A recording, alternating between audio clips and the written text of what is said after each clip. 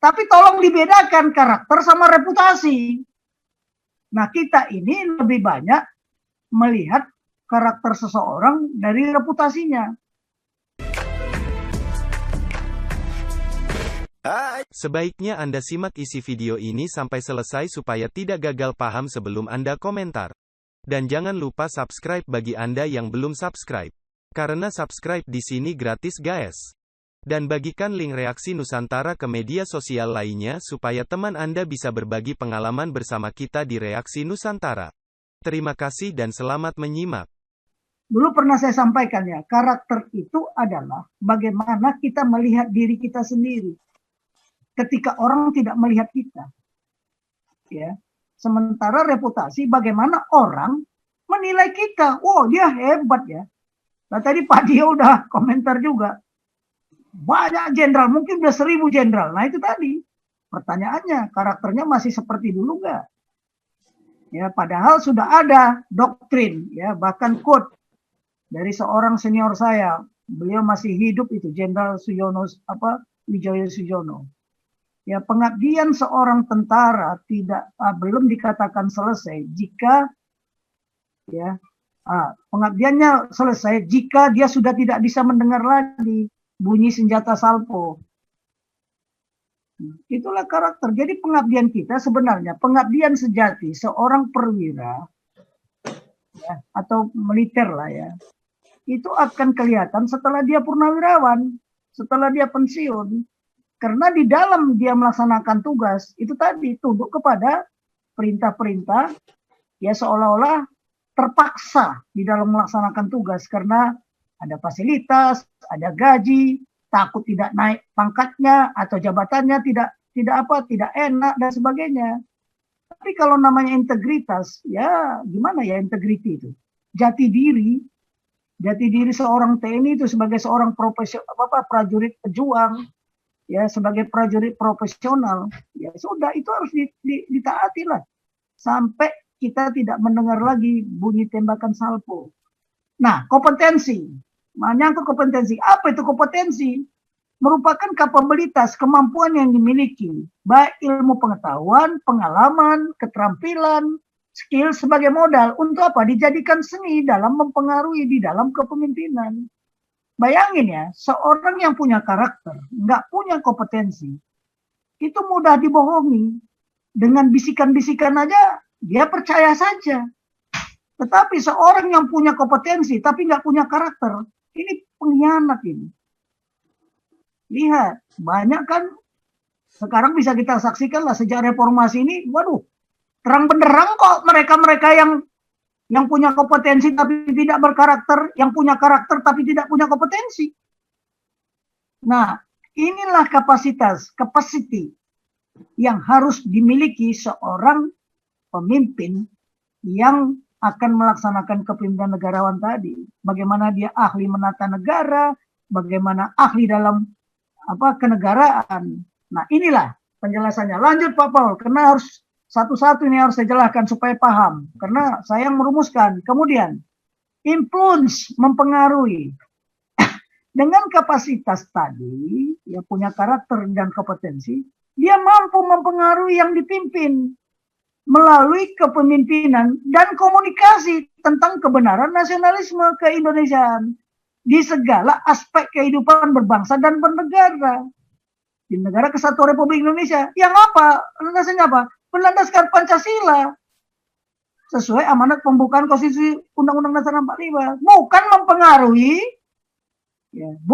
mempengaruhi, ya, menggunakan apa? Bukan berlandaskan Pancasila atau konstitusi, tapi berlandaskan apa? Ya, ideologi lain. Ya, bukan sesuai dengan amanat pembukaan konstitusi, tapi selalu mengedepankan kitab suci. Tolong, dulu pernah saya sampaikan, kita ini siapa? Siapakah kita ini? Kalau kita ini sebagai warga negara kerajaan Tuhan, ya, konstitusinya ya kitab suci atau Bible. Ya, tapi kalau kita sebagai warga negara kesatuan Republik Indonesia, ya konstitusi kita ya Undang-Undang Dasar 45 itu. Ya, tetapi ada kaitannya konstitusi kerajaan Tuhan sama konstitusi Undang-Undang 45? Ya adalah. Karena Pancasila itu dari awal sudah saya katakan, itu ciptaan atau karunia Tuhan yang Maha Kuasa. Nilai-nilai yang terkandung di dalam Pancasila merupakan karunia Tuhan yang Maha Kuasa. Idenya Tuhan, ya, menciptakan nilai-nilai itu, bukan ciptaan manusia. Tidak ada satupun di dunia ini ciptaan manusia kalau tidak karunia Tuhan. Mau bikin pesawat, mau bikin apapun, sama semua itu. Ya, oke lah, lanjut kita sekarang dari influence. Jadi tanpa bisa mempengaruhi, ya nggak bisa.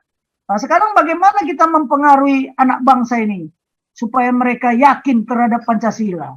Oke, slide berikutnya, Pak Paul, slide ke-9. Ini harus kita habisin dulu ini pengertian ini. Kalau nggak nanti nggak selesai. Habis ini baru kita tanya jawab. Lanjut Pak Paul, ke-9. Sudah 9, Pak Jenderal. Oke, nah inspirasi. Jadi seorang pemimpin yang punya kepemimpinan negara, dia harus mampu memberikan inspirasi. Untuk siapa? Nah, memberikan inspirasi agar apa? Agar seluruh anak bangsa warga negara Kesatuan Republik rela dengan ikhlas, tanpa pamrih. Untuk apa? Untuk memperjuangkan kebenaran. Kebenaran apa? Nilai-nilai yang terkandung dalam Pancasila sebagai the way of life, sebagai grondslag. Kalau orang Belanda grondslag ya. Weltan ini salah ketik ini. Weltan Sancong ya kan. Bangsa Indonesia sebagai alat pemersatu. Jadi kalau dia seorang negarawan, dia harus mampu memberikan inspirasi. Ya jangan lihatlah sekarang para bupati bukan malah memberikan inspirasi agar anak bangsanya itu ya rela dengan ikhlas tanpa pamrih.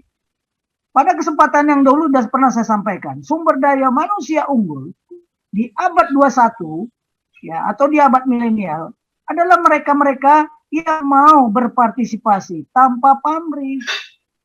Mau berpartisipasi ikhlas tanpa pamrih. Saya mengucapkan terima kasih banyak lah ya atas dorongan ya donatur untuk membantu saya membuat buku ini.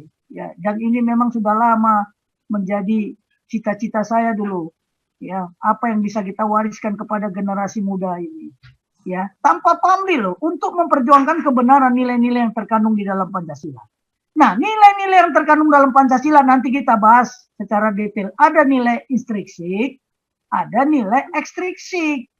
Kalau nilai intrinsik itu melekat di darah daging kita harusnya. Nah, ekstrinsik bagaimana mengimplementasikannya? Itu nantilah. Tapi seorang pemimpin dia harus mampu memberikan inspirasi. Kalau tidak, bagaimana anak buahnya termotivasi? Seperti kalau kita mau bertempur lah umpamanya. Dulu saya kalau mau bertempur, itu selalu saya sampaikan. Kita bertempur, kita pergi berperang. Ya, hanya ada 3 kemungkinan. Yang pertama, tinggal nama. Yang kedua, mungkin kita cacat. Yang ketiga, selamat. Tapi mengapa kita harus berjuang? Kita harus tahu untuk apa kita mati. Mati bukan mati sia-sia. Nah, ini memberikan inspirasi kepada anak buah. Lihat pemimpin-pemimpin ya yang negarawan. Seperti ya kalau kita nggak usah jauh-jauh lah. Nelson Mandela. Bagaimana dia memberikan inspirasi kepada bangsanya. Nah, ikhlas enggak dia tanpa pamrih?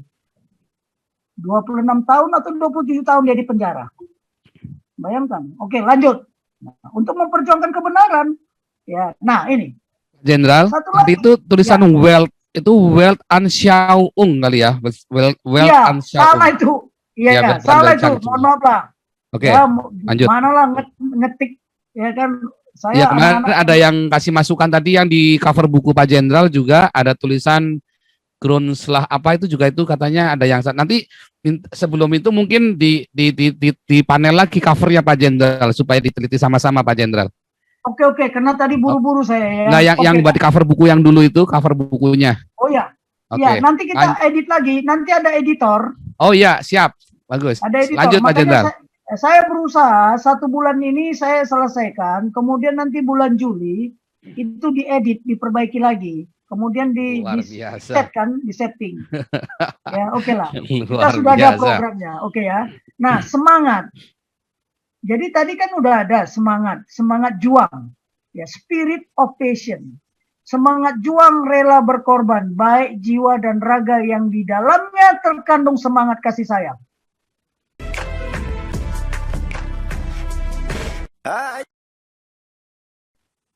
Nah, semangat nasional, semangat juang nasional, dan semangat daya laksana nasional.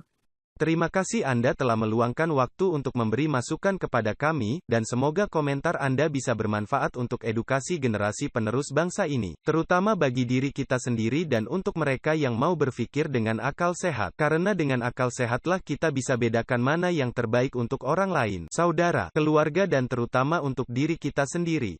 Semoga hari-hari Anda selalu dirahmati Tuhan Yang Maha Esa. Dan sampai ketemu lagi di konten Reaksi Nusantara channel berikutnya. Salam sejahtera bersama keluarga.